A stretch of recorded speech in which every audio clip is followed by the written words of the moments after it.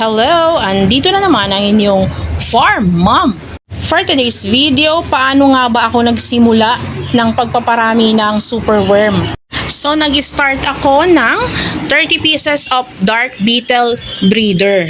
Dahil generous si seller, plus 3 na dark beetle for free. Pero after a week, namatayan tayo ng dalawa, so 31 na lang.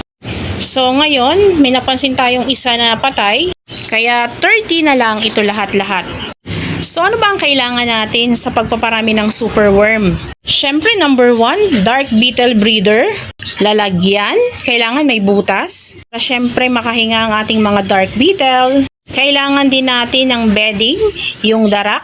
At the same time, pagkain din nila yan. At syempre nilagyan din natin ng bio 2, which is pagkain din nila. Kailangan din natin lagyan ng egg tray dahil ito magsisilbing taguan nila dahil nga gusto ng dark beetle na madilim. At syempre sa ibabaw para sa source of water nila, ang inilalagay natin ay sayote. So pwede din naman ang iba pang gulay tulad ng papaya, repolyo, petchay, lunggay, or even madre de agua. So dito sa lalagyan na to, nagsimula ang lahat. At syempre dahil iiwasan natin na makarating yung langgam dito sa ating mga dark beetle, gumawa tayo ng patungan na may tubig. Dahil once na nakarating yung langgam dito sa lalagyan, dahil nga may feeds ito, pwedeng ikamatay ng ating mga alaga. At syempre hindi lang yung mga dark beetle ang may patungan, kundi pati na rin itong ating mga superworm.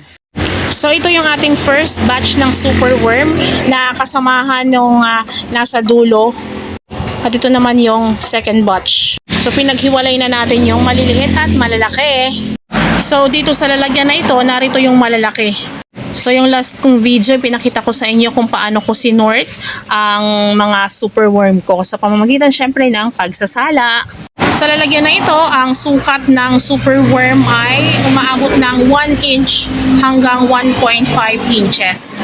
So doon naman sa kabila, naiwan doon yung 1 inch pababa. So hiniwalay ko ito para syempre hindi ma-overcrowded sila. Maganda yung movement kung malaki yung space or yung lalagyan. So ano ba ang purpose kung bakit nagpaparami ako ng superworm? Una, magandang alternative feeds ito para sa ating mga alagang manok.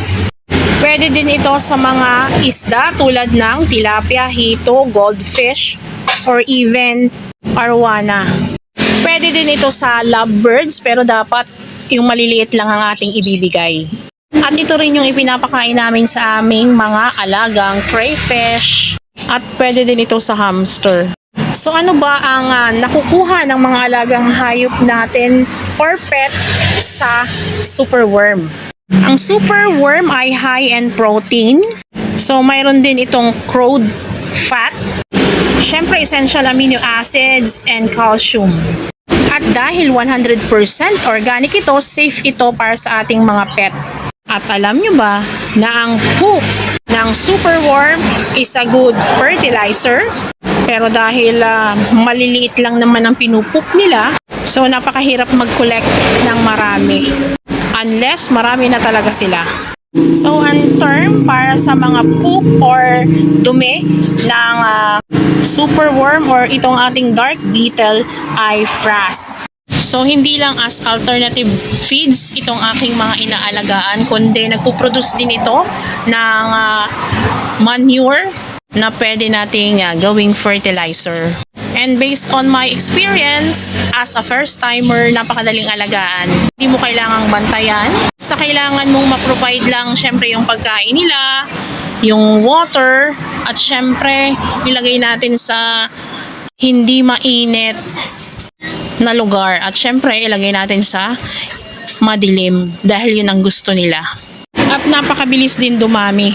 So biruin mo, mayroon kang 30 na dark beetle breeder na nagpuproduce ng 500 eggs. So you can have 15,000 of superworm. At syempre kung gagawin mo siyang business, pwede mong ibenta ang isang superworm ng piso isa.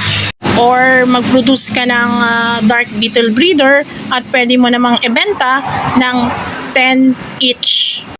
a good potential business at the same time ay meron ka ng alternative feeds para sa iyong mga alagang hayop. So sa pag-aalaga ng superworm and dark beetle, nakaka-amaze. Kasi biruin mo, napakabilis nilang dumami at nakaka-enjoy, lalo na kapag hinahawakan mo, nakikiliti ka. At syempre, nag-enjoy ka rin kapag nakita mo yung lalagyan na may gumagalaw-galaw.